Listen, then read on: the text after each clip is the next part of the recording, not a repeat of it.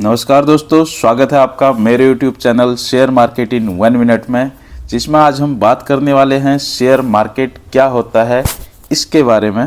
तो ये मेरे चैनल की पहली वीडियो है और मैं कोशिश करूँगा आप सबको समझाने की शेयर मार्केट क्या होता है बहुत ही आसान भाषा में। तो चलिए स्टार्ट करते हैं आज के वीडियो। सबसे पहले हम समझेंगे गूगल के according what is share market. A market place where trading of share of public listed companies is carried out daily.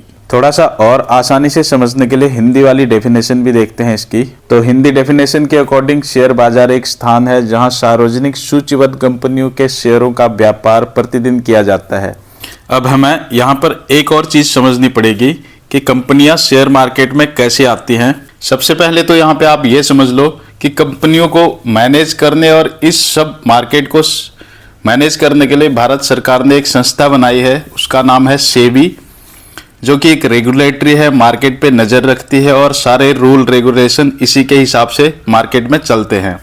तो सबसे पहले XYZ कोई भी कंपनी शेयर मार्केट में आना चाहती है, चाहे वो बिजनेस कुछ भी करती हो, कपड़ा बनाती हो या ऑयल का बिजनेस करती हो या गाड़ियों का बिजनेस करती हो, तो सबसे पहले वो एप्लीकेशन लेके जाएंगे सेबी के पास कि हम शेयर मार्केट में अपनी कंपनी को लिस्ट करना चाहते हैं। उसके बाद जो ये रेगुलेटरी है सेबी, ये कंपनी के पूरे प्रोफाइल को चेक करती है। बहुत सारे नॉर्म्स होते हैं जो कि कंपनी को फुलफिल करने होते हैं। तो उसके बाद सेबी कंपनी को अपने आप को शेयर मार्केट में लिस्ट करने के लिए परमिशन देती है। अब यहाँ पर एक कॉमन सवाल हमारे जहन में आता है कि अगर किसी कंपनी की पूरी ओनरशिप किसी एक ओनर के पास है तो अपनी हिस्सेदारी को क्यों मार्केट में बेचता है, क्यों अपनी कंपनी को लोगों को दे देता है। तो चलिए इसको हम एक एग्जाम्पल के जरिए समझते हैं। हम हमारे देश की सबसे बड़ी कंपनी को ले लेते हैं, रिलायंस इंडस्ट्रीज, जिसके ऑनर है मुकेश अंबानी। तो मुकेश अंबानी ने जब कंपनी स्टार्ट की थी, या उनके फादर धीरूभाई अंबानी ने जब कंपनी को स्टार्ट किया था, तब उस कंपनी के पूरे मालिक धीरूभाई अंबानी थे। तो धीरूभाई अंबानी की कंपनी उस टाइम पे बहुत छोटी थी, तो अब उनको अपने बिजनेस को बड़ा करना था, जिसके लिए उनको फंडिंग की ज़रूरत थी, पैसे की ज़रूरत थी। अपना उन्होंने सारा पैसा कंपनी पे लगा दिया था और बैंक से लोन भी ले लिया था। तो उसके बाद अगर वो अपने बिजनेस को बढ़ाना चाहते हैं और पैसा लगाना चाहते हैं, तो इसके लिए उन्होंने मार्केट में अपनी कंपनी को लिस्ट किया और शेयर लोगों ने खरीदे, कंपनी की हिस्सेदारी को खरीदा और उसके बदले में जो पैसा कंपनी को मिला, यानी कि धीरूभाई अंबानी को मिला, उन्होंने उस पैसे का यूज कंपनी को बढ़ाने के लिए किया। तो यही कारण है कि कोई भी अपने कंपनी के शेयर को मार्केट में लिस्ट करके लोगों को बेचता है अपनी हिस्सेदारी, और उसके बदले में जो पैसे आते हैं उस पैसे को अपनी कंपनी में लगाते हैं ताकि कंपनी को आगे बढ़ा सके और अपने बिजनेस को और बड़ा कर सके। इसी कारण से छोटी छोटी कंपनियां मार्केट में लिस्ट होती हैं और लोग उनके शेयर को खरीदते हैं और पैसा लगता है, और कंपनी उस पैसे का यूज अपने बिजनेस के ग्रोथ के लिए करती है और धीरे धीरे कंपनी का बिजनेस बढ़ता है और एक बड़ी कंपनी बन जाती है। अब उस कंपनी में जिसने शेयर खरीद के पैसा लगाया है, तो उसका पैसा ग्रो कैसे करेगा या उसको प्रॉफिट कैसे होगा, इसको भी समझ लेते हैं। तो जैसे ही कंपनी में फंडिंग लगती है तो बिजनेस ग्रो होता है, तो कंपनी और प्रॉफिट करती है और मुनाफा कमाती है और बड़ी बनते जाती है। तो लोग उसके शेयर को और खरीदते जाते हैं, जो और पब्लिक है वो भी उसके शेयर को खरीदती है। तो जैसे ही पब्लिक में शेयर की डिमांड बढ़ती है तो उसका रेट ऊपर को ग्रो होते जाता है।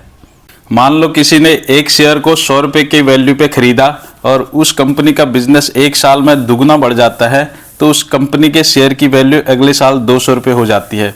तो इसी प्रोसेस से मार्केट काम करता है और ऐसे ही शेयर मार्केट में लोग पैसा कमाते हैं।